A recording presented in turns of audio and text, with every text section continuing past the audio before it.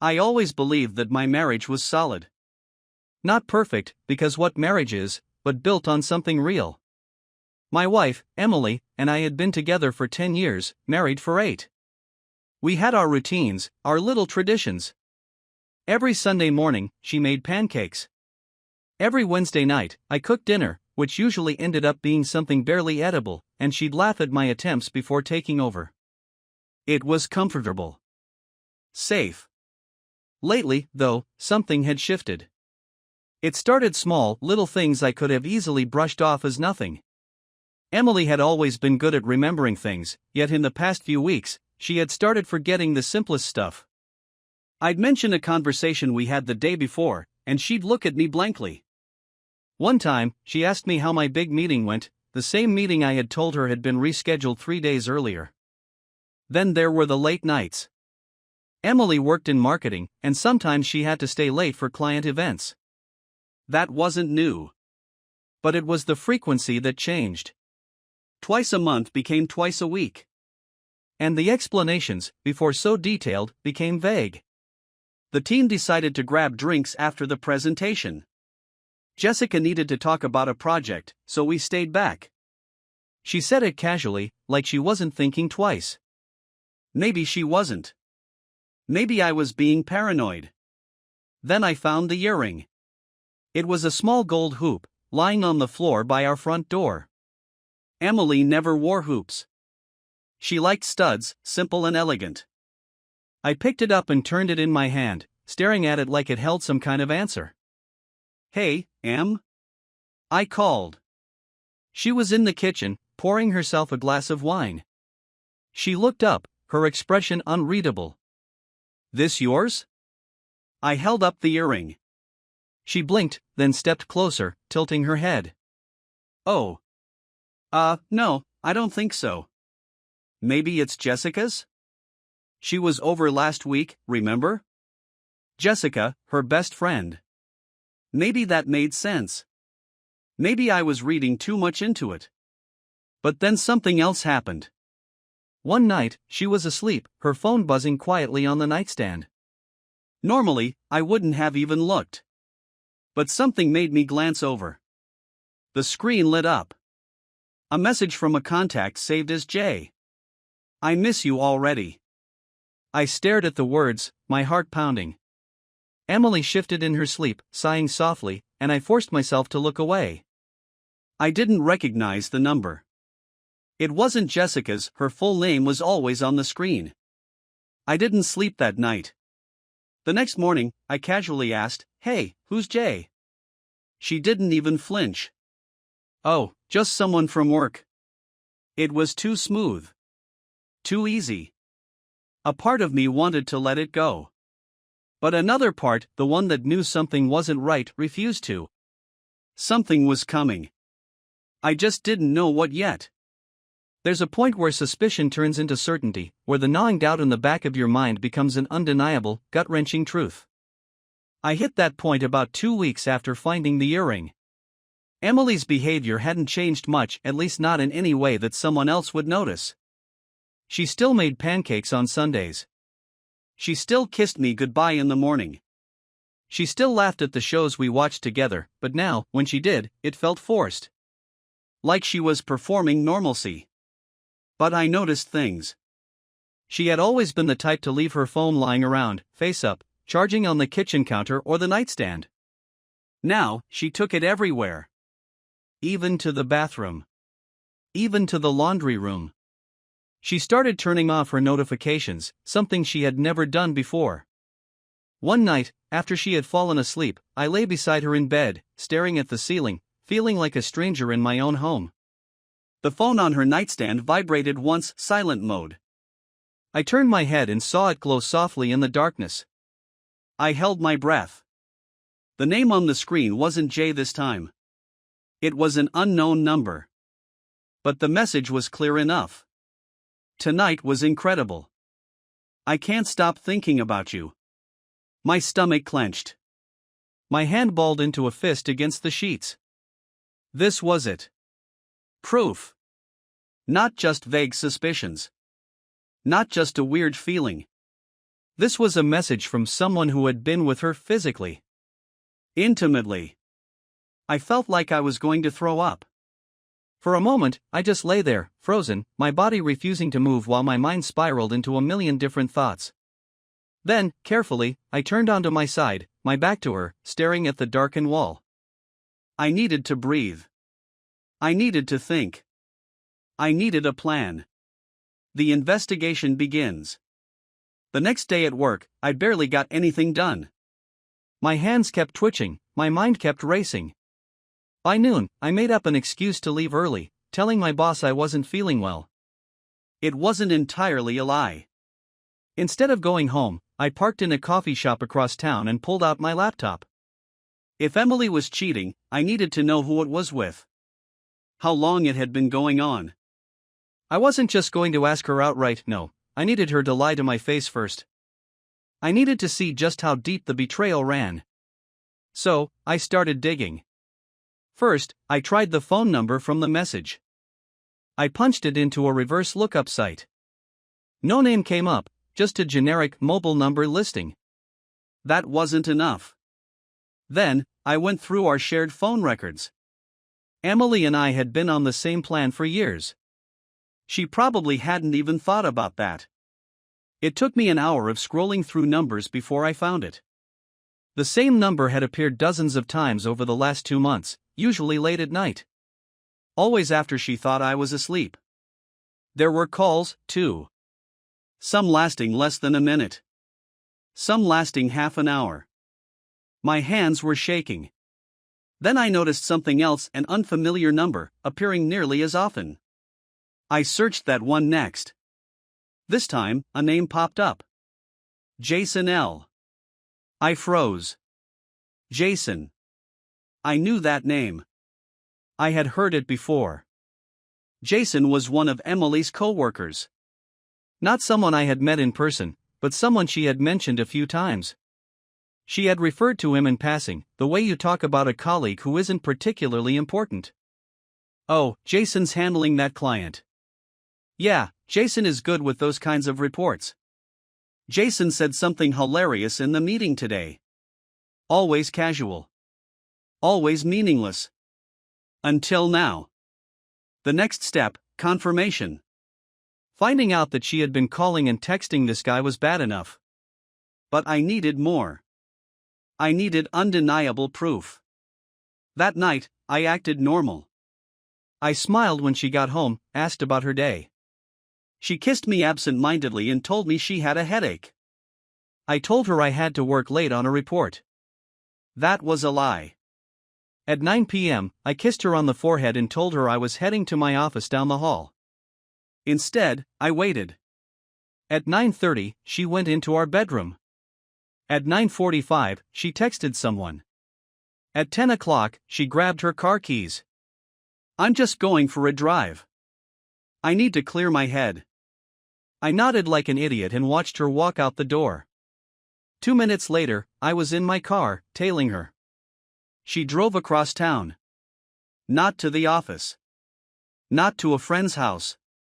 To a small, unremarkable apartment complex. I pulled into a parking spot, keeping my lights off, watching as she stepped out of the car, looked around once like she was checking for something, then hurried toward the second floor. Apartment 2B. She knocked. The door opened. Jason. I saw his face clearly under the dim porch light. He grinned. She smiled back. Then she stepped inside, and the door shut behind her. The breakdown. I sat there in the dark for what felt like hours, staring at that closed door. It was real. There was no mistaking it now. My wife, my Emily, was inside another man's apartment. She had kissed me goodbye and then driven straight to him. I clenched the steering wheel so hard my knuckles went white. My pulse pounded in my ears. My vision blurred. I thought about storming up there. Kicking down the door. Beating the living hell out of him. Throwing her bags onto the street. But I didn't. Instead, I pulled out my phone and started recording. The time. The place. The door she walked through. Then I waited. At 12:15 a.m., she came back out. Hair slightly messy. Shirt slightly wrinkled. Jason kissed her. She kissed him back. She got in her car and drove home. I let her go.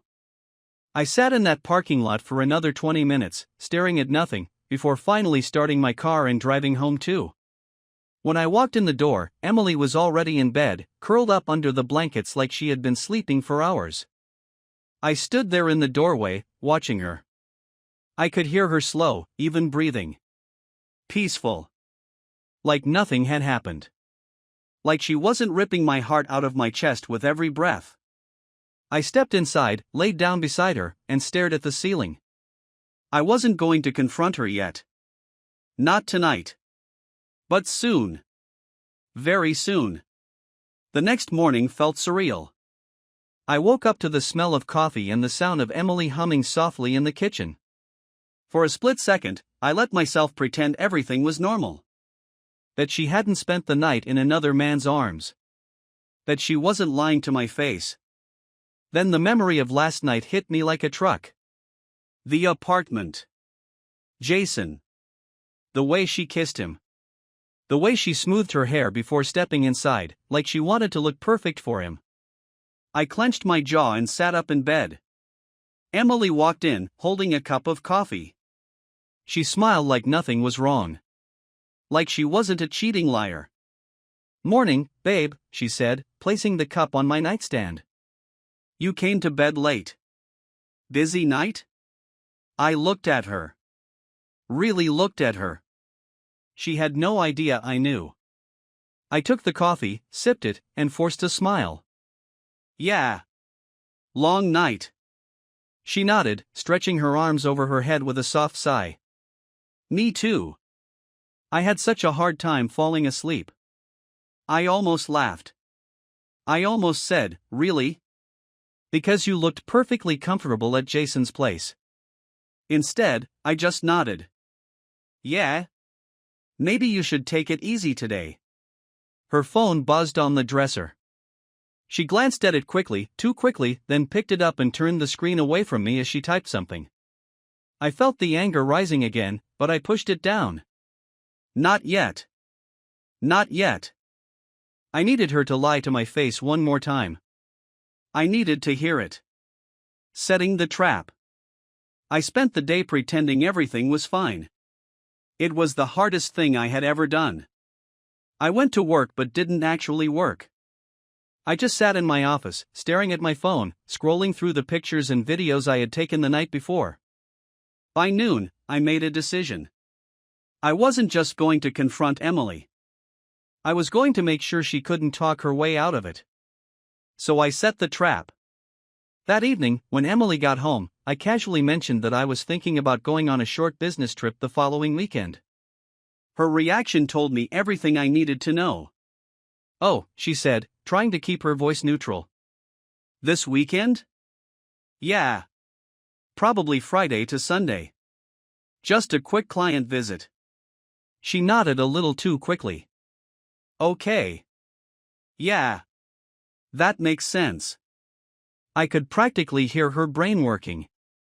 Calculating. Thinking about how much time she could spend with Jason. I almost lost it right there. But I smiled instead. "I'll let you know when it's confirmed." The breaking point. Friday rolled around, and I did exactly what she was expecting. I packed a small bag. Said goodbye. Kissed her on the cheek. Then I drove away. But I didn't go to the airport. I didn't go anywhere. Instead, I parked 2 blocks away and waited. It didn't take long. At exactly 7:45 p.m., Emily left the house. She didn't even hesitate. She didn't text me to say goodnight. She didn't call to check if I landed. Because she didn't care. She was too busy getting to him. I waited 10 minutes before following her. She drove straight to Jason's apartment. When she got there, he was already waiting for her at the door. She jumped into his arms. I felt something inside me snap. I pulled out my phone. Started recording. I wasn't going to lose control. I wasn't going to break down. I was going to bury her with the truth. The confrontation. 2 hours later, she came home. I was waiting for her. She walked through the front door, humming softly, setting her purse down like she hadn't just committed the ultimate betrayal. She didn't see me at first. Not until I spoke. "Good night?" Emily froze. Then, slowly, she turned to face me. "Oh. You're home?" I didn't say anything. She glanced at my duffel bag by the couch. "I thought your trip." I cut her off.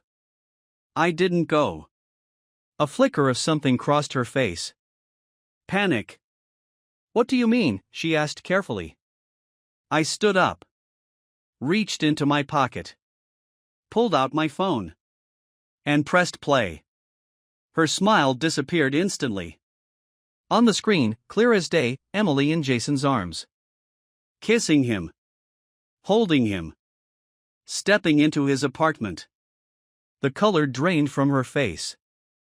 She started, but I cut her off. "Don't lie." Silence. She stared at the screen, then at me, then back at the screen. "Steve, Don't say my name." She flinched. I took a deep breath. "How long?" Her lips trembled. How long?" She swallowed hard. "A few months." I nodded. "That's funny." I checked our phone records. "It's been at least 7 months." Her eyes widened. "You?" I laughed. A cold, bitter sound. "Yeah. I did. I checked everything. I know everything." Tears welled up in her eyes. "Steve, please." "No. You don't get to please me." She reached out, but I stepped back. "Do you love him?" I asked. She hesitated. That hesitation destroyed me. I shook my head. "Jesus Christ. Steve. I trusted you." My voice broke. "I fucking trusted you, Emily." Tears streamed down her face now. "I never meant." I let out a sharp breath. "You never meant for me to find out. That's what you mean, right?" She didn't answer. I ran a hand through my hair, feeling my heart pound. "So tell me, what was the plan?" "Huh? I don't." "You don't what?" "You don't know?" I let out a bitter laugh. "Were you going to leave me? Keep sneaking around forever? What was it?" She wiped her tears. "I didn't think." "No. You didn't." A heavy silence filled the room. Then she whispered, "I never stopped loving you." I laughed in her face. "You've got a fucked up way of showing love." More silence. I exhaled. "We're done, Emily." Her breath hitched. "Steve, please." No, my voice was firm. "Final." Her face crumbled. "I'll do anything. Please." I was stupid. I made a mistake. I shook my head. "No. A mistake is forgetting an anniversary. Leaving the stove on." I gestured at the phone. This was a choice. Over and over again. She sobbed. "I'll end it. I swear. I'll do anything." I looked her dead in the eyes. "You already did." I grabbed my bag and walked out. As I stepped outside, I heard her collapse to the floor, sobbing. I didn't stop. She made her bed. Now she could fucking lie in it. I didn't go far that night. I just needed to get away. To breathe. To exist in a space where Emily's lies weren't suffocating me. I drove around aimlessly, gripping the wheel so hard my knuckles turned white. My heart was still hammering in my chest, my mind replaying everything. The texts. The nights she snuck off. The way she had the audacity to cry when I confronted her, like she was the one who had been betrayed. By the time I pulled into a gas station parking lot, I felt drained. I sat there in silence, watching the neon lights flicker through the windshield, my fingers tapping restlessly against my knee. What now? Divorce was inevitable. That much was clear. But I wasn't ready to let her off the hook that easily. Not after 7 months of deceit. Not after she had kissed me goodbye and then run straight to him. Not after she looked me in the eye and said she still loved me. The rage hadn't left me. It sat in my chest like a growing storm, urging me to do something. And for the first time in my life, I was ready to play dirty. Step 1: Exposure. By the time I got home, it was almost 2 a.m. Emily was still sitting on the floor, hugging her knees, her eyes swollen from crying. The moment I walked in, she scrambled up. "Steve. Shut up." She flinched at my tone. I walked past her without another word, straight to the bedroom, and started packing a bag. "Where are you going?" she asked, her voice small. I ignored her. "Steve, please, can we?" I whirled around. "You don't get to ask for shit right now." She recoiled like I had struck her. "Good." I zipped up my bag, slung it over my shoulder, and headed for the door. But before I left, I paused, pulling out my phone. I held up the screen so she could see it. Her eyes darted to it, confused. "What is that?" I hit send. "That," I said coldly, "is every single piece of proof I have. Every text. Every phone call. Every video. Just sent to your parents, your sister, and a few of our closest friends." She gasped. "Steve, no." I stepped closer, lowering my voice to something sharp and lethal. "You don't get to walk away from this clean. You don't get to pretend this never happened. Everyone's going to know exactly what kind of person you are." She tried to grab my phone, but I was faster. "Please," she begged. "My parents, my sister." "Oh, I'm so sorry, I'm not." "You didn't think about them when you were sneaking off to fuck Jason, did you?" Tears ran down her face. "Please don't do this." I stared at her for a long moment, then turned and walked out. Behind me, she collapsed into sobs. I didn't look back. Step 2: Taking back my life. I crashed at my best friend Jake's place that night. He had been my best man at our wedding, where Emily had sworn she would be faithful. The irony wasn't lost on me. Jake took one look at my face and didn't ask questions. He just handed me a beer and sat down across from me. I didn't speak for a while. When I finally told him everything, his hands clenched into fists. "That fucking bitch," he muttered. "I never liked her." I snorted.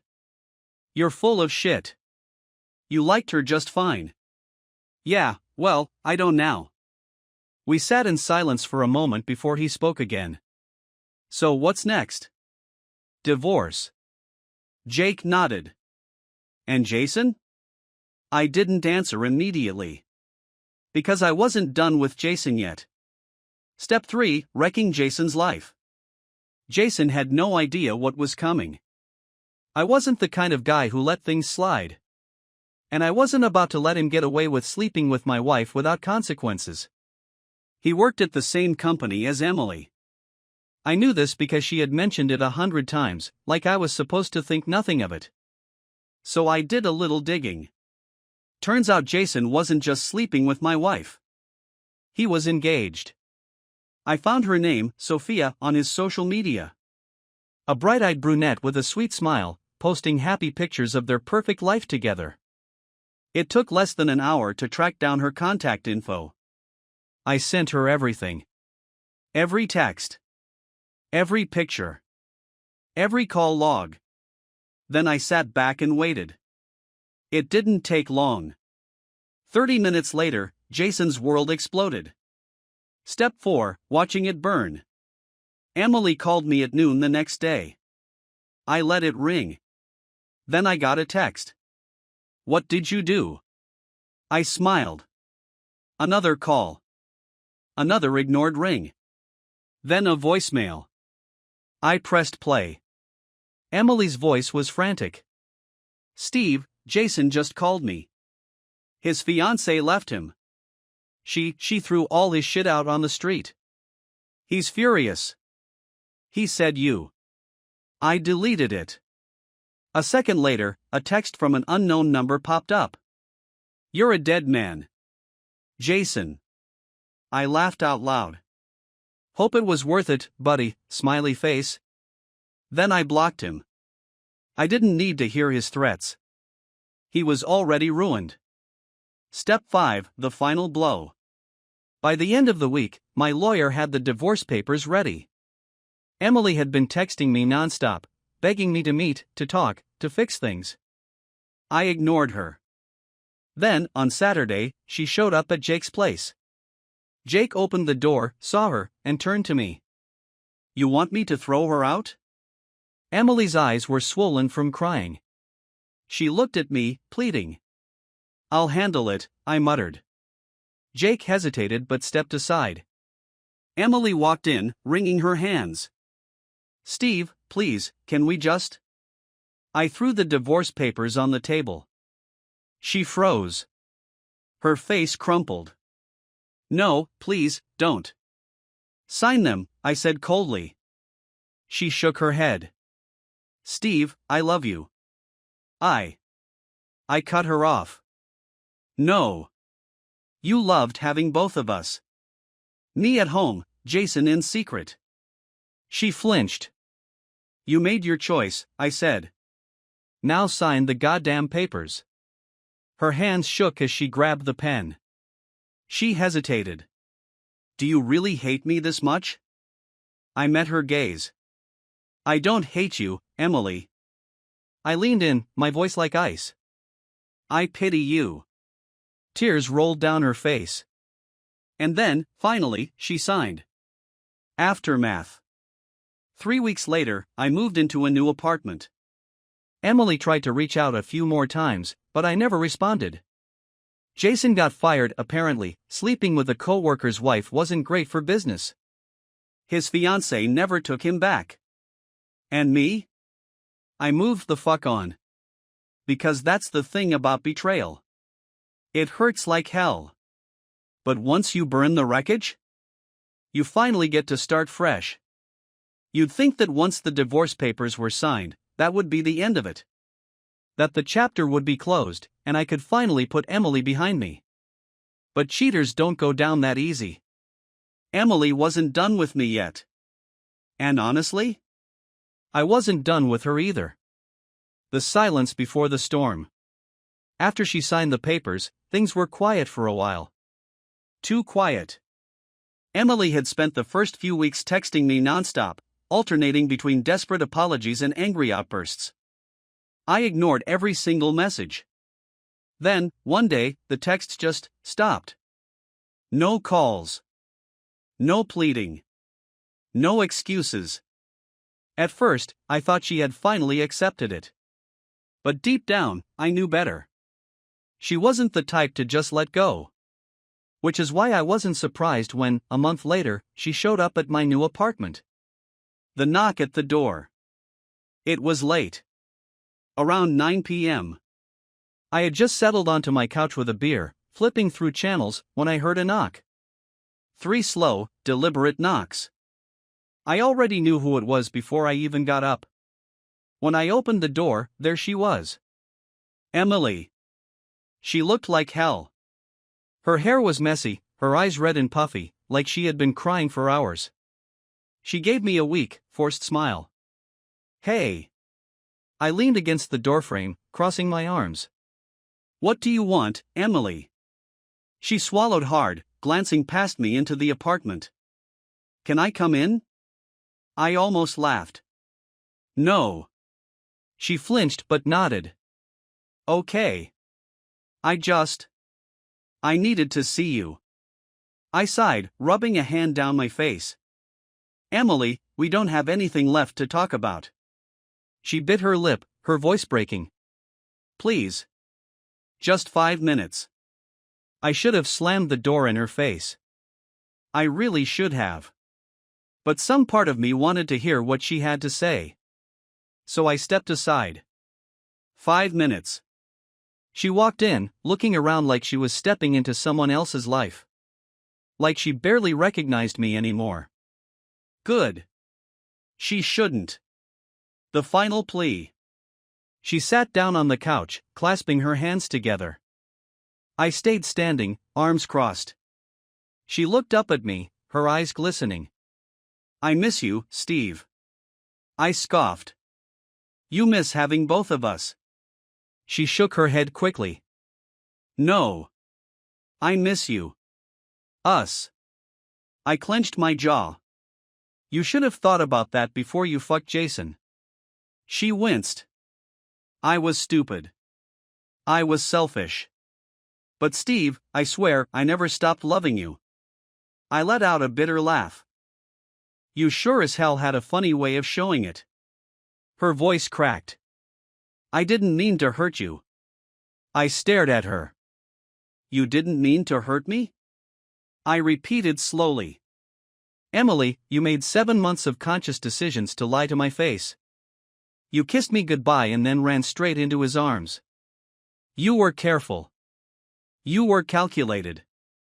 You knew exactly what you were doing. Tears streamed down her face. I hate myself for it. I tilted my head. Not as much as I do.